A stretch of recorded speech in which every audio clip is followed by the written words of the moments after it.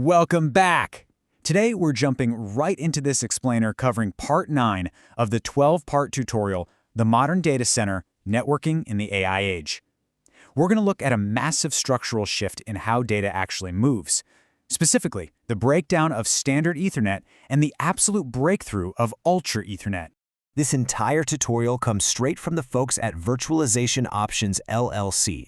They're a Colorado-based technology research, education, and advisory organization. This material is purpose-built for IT pros and architects who are in the trenches designing infrastructure for massive AI workloads. So if you're building the networks of tomorrow, this chapter is absolutely crucial to understand. Okay, here's our agenda for today. 1. Why standard Ethernet fails. 2. Engineering lossless transport. 3. The microburst visibility problem. 4. InfiniBand versus Open Ethernet. And 5. Enter Ultra Ethernet. Let's get right to it. Section 1. Why standard Ethernet fails. So, standard Ethernet. We've relied on it for decades, right? But it was fundamentally built for the best effort delivery of things like web traffic or basic file transfers. When a switch's buffer fills up, its default move is just to drop the packet. The TCP sender eventually figures it out through a timeout and resends it. And hey, for elastic workloads, that's totally fine. But AI relies on RDMA, Remote Direct Memory Access, which demands strictly in-order, lossless delivery. In a tightly coupled training collective with thousands of GPUs, literally a single dropped packet can stall your entire million-dollar cluster. It's basically a complete mismatch. Moving on to Section 2, Engineering Lossless Transport. We have to fix that mismatch, and we start with RoCv2. That stands for RDMA over Converged Ethernet version 2. This protocol is what lets us run that high-speed, zero-copy memory access straight over standard Ethernet. It's incredibly fast, super low overhead, but here's the catch. It has absolutely zero tolerance for dropped packets. None. Drop a packet, and the whole operation stalls out. To prevent those drops, we bring in PFC, or Priority Flow Control. You can think of PFC as an emergency brake.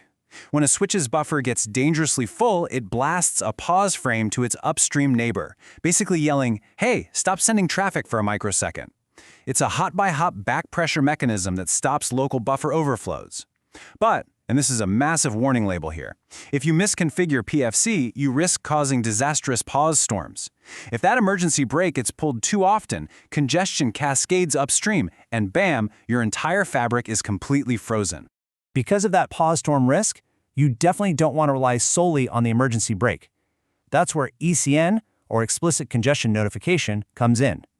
If PFC is the emergency brake, ECN is like a set of smart highway traffic lights. It marks packets at the switch before the buffer overflows, signaling the endpoints to proactively slow down their transmission rates. You're basically avoiding the crash before it even happens. So to pull this off without crashing your fabric, the source material maps out 3 golden deployment rules. Step 1. Priority isolation. You have to give your AI traffic its own dedicated priority class, separating it from general storage or compute.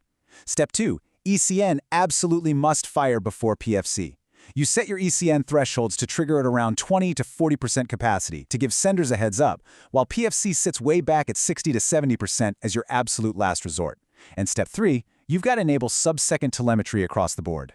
Which brings us to Section 3, the microburst visibility problem. Let's talk about that telemetry. You absolutely need streaming telemetry hitting intervals of 100 milliseconds, or even faster. Why? Because you have to catch these tiny, fleeting microbursts that are silently choking your training runs. This right here exposes exactly why legacy tools fail us. The old standard 5-minute SNMP polling is practically useless for modern AI fabrics. A 5-minute average completely misses microsecond scale congestion.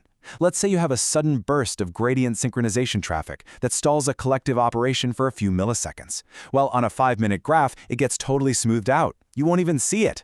You have to monitor your queue depth histograms and ECN marking rates in near real time. Section 4. InfiniBand versus Open Ethernet. Looking at the broader landscape, it's a real David versus Goliath situation. For years, InfiniBand has been the Goliath for AI training, giving us native lossless performance, sub-microsecond latency, the whole 9 yards. But it's a closed proprietary ecosystem, which makes scaling up at the hyperscale level really tough. Standard Ethernet, on the other hand, promises that open, multi-vendor scalability we love. But, as we just saw, you have to bolt on all those complex extensions just to handle lossless AI traffic effectively. And now, the grand finale. Section 5. Enter Ultra Ethernet. This is the AI-native breakthrough we've been waiting for. The Ultra Ethernet Consortium is standardizing some massive upgrades. First up, out-of-order reception. Standard RDMA stalls if packets arrive out of order, which happens all the time on multipath networks. Ultra Ethernet fixes this right at the protocol level so the data keeps flowing. It also brings in dynamic adaptive retransmission, ditching those clunky static timers of the past to handle rare packet loss without tanking your performance. And the best part, it does all this while keeping the open, multi-vendor ecosystem alive and well. And guys, this isn't just whiteboard theory. Just look at the timeline. The consortium was founded in 2023. We're already seeing early implementations hitting the market in 2024, and this open standard hardware is slated for volume production by 2026. This is literally the hardware refresh cycle that's going to define the next decade of AI data centers. So I'll leave you with this one critical question to ask yourself. Is your infrastructure actually ready for the 2026 Ultra Ethernet hardware refresh? Have you optimized your current ROS-EV2 deployments, tuned those ECN thresholds, and bumped your telemetry up to 100 milliseconds? Because the networking world is shifting incredibly fast, and mastering these concepts today is for sure the only way to guarantee your AI infrastructure performs tomorrow. Thanks for joining me for this explainer.